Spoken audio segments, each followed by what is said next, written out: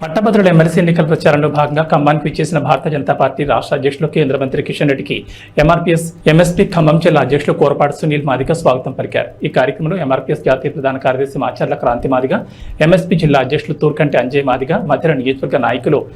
MSF student union Madhira మండల అధ్యక్షులు Velpula Pawan Kalyan Madiga, MRPS మండల అధ్యక్షులు కొండూరు రాజేష్ మాదిగ, ఎర్రపాలెం మండల అధ్యక్షులు మేకల వరై మాదిగ, పలువురు నాయకులు తదితరులు పాల్గొన్నారు.